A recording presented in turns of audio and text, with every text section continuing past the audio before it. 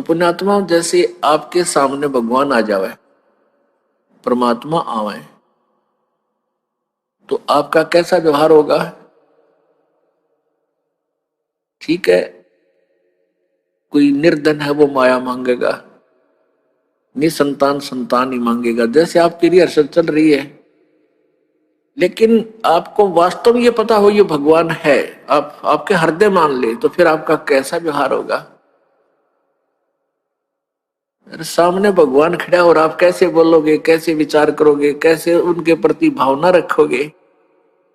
उनको अंतर्यामी जान के आप मन में सोच भी गलत नहीं ला सकते और लेनी भी नहीं चाहिए। और न ही गुरु जी के सामने यानी प्रभु के सामने झूठ बोलना चाहिए, क्योंकि फिर सारे फाउल पॉइंट है।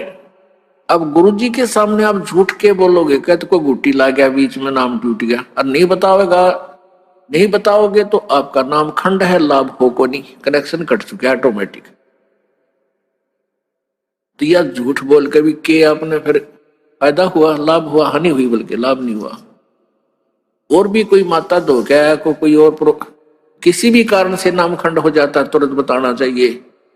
ठीक है, ये दास क्या करेगा, थोड़ा बहुत धमकावेगा, करड़ा करूंगा, भाई गलती है, खबरदार, जैसे आपने नियम भंग किए हैं, तो आपका नाम फिर शुद्ध कर दिया जाएगा, री उपदेश दिया जाएगा, नहीं तो आपका कामयाबी नहीं मिलेगी आपको।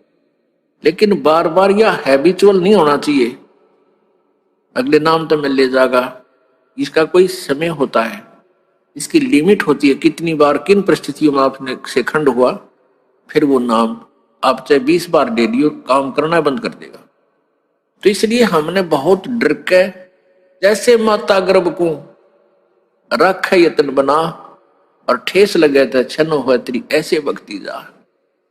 किसी बहन बेटी को काफी समय के उपरांत गर्भ रहा हो, फिर वो जाने है उस बच्चे की, उस गर्भ की वो कितनी चिंता करती है। रात में भी करवट लेते समय भी एकदम आंखें खुल जाती है, तो देखती है कहीं मेरे बच्चे पर दाब तो नहीं आएगी, कहीं बच्चा मेरा खराब तो नहीं हो जा। ऊंचे नीचे पर पैर टेकते समय भी वो कई बार सोचती है। तो पुण्यात्माओं, ऐसे ही ये भक्ति रूपी गर्भ को आपने ऐसे यत्न बनाकर बचा कर रखना पड़ेगा, फिर ये अनमोल लाल आपको मिलेगा।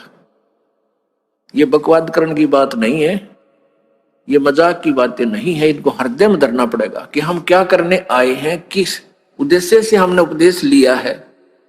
ठीक है, शुरू प्रारंभ में हम आते हैं कोई दुख निवारण के लिए, वो भी होगा, क्योंकि भगवान सारे काम करेगा, और फिर कुछ दिनों में आपको ज्ञान हो जाएगा, फिर आप कुछ नहीं मांगोगे, केवल यही मांगोगे परमात्मा चरणों में रखना, एक गुरुजी चरणों में रखना, दूर ना करना। क्योंकि जब हम चरणों में रहेंगे तो फिर परमात्मा कौन सा बालक है, अनजान है, उसने हमारी प्रॉब्लम का पता कोई नहीं, वो तो अंतर्यामी है, हमारी प्रॉब्लम हमें नहीं पता, उसको पता है। और जो सच्चे दिल से अनन्य मन से पतिव्रता पद पे आके भक्ति करते हैं, पतिव्रता पद का अर्थ है कि किसी और इष्ट की पूजा नहीं करे, केवल अपने कबीर परमात्मा की, नथिंग एल्स। तो ऐसे पतिव्रता स्त्री की कहते हैं, जो जब ऐसी मदद करता है परमात्मा,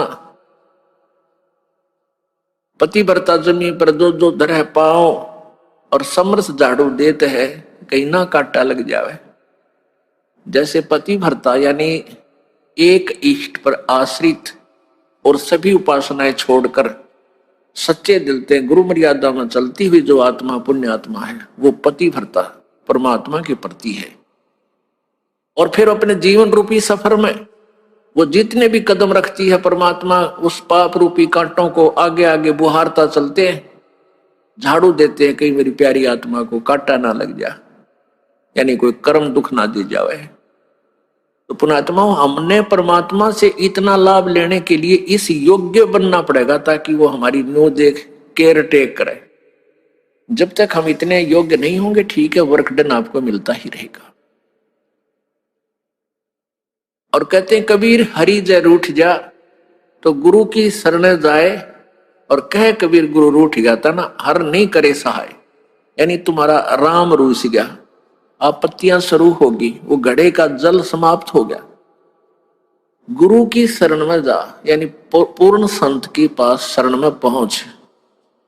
और कह कबीर गुरु रूठ गए तो हर ना करे सहाय। आपने गुरुजी के प्रति ही कोई दुर्भावना पैदा कर ली, कोई उसमें दोष देख लिया अपनी ही सोच अनुसार, या कोई यहां अपने मर्यादा भंग कर दी, तो उससे गुरु रुष्ट हो जाता है। जैसे इस दास को जब पता चलता है कि ये व्यक्ति यहां आ भी रहा है और कहता मैं नाम भी ले रखा है और ये बीड़ी भी पीवे, गुट्टी भी लगा जाता है कभी कभी, तो तब मैं रुष्ट होता है, ये दास रुष्ट होता है, दुख होता है मुझे कि कोई फायदा नहीं इसके यहाँ आने का। और दो चार और बिगाड़ेगा कि देखियो भी बीड़ी पीवा है वहां रामपाल का शिष्य होकर के, तो इससे दास गणा दुखी होता है। उस व्यक्ति को चाहिए अपनी गलती स्वीकार करे, दोबारा उपदेश ले ले, शुद्ध करा ले अपने उपदेश को, और भविष्य में नहीं पीवे, अपना कल्याण करवा ले। तो इससे दास दुखी होता है। कोई आन उपासना कर लेता है तो भी दास दुखी होता है कि नहीं, आप पतिव्रता पद पर नहीं रहे, भगवान आपको मदद करेगा नहीं। फिर लाभ क्या होगा यहाँ डरे धक्के खान का? यहाँ आने का कोई लाभ आपको नहीं प्राप्त होगा। आपने यहां आए हो तो लाभ प्राप्त करो मालिक का, ऐसा लाभ दे देगा आप सोच भी नहीं सकते। आप चक्कर में पड़ जाओगे, क्या परमात्मा सचमुच ऐसे सुख दिया करता है? सुना करते थे, लेकिन आप यहां देखा करोगे, आप यहां महसूस करोगे।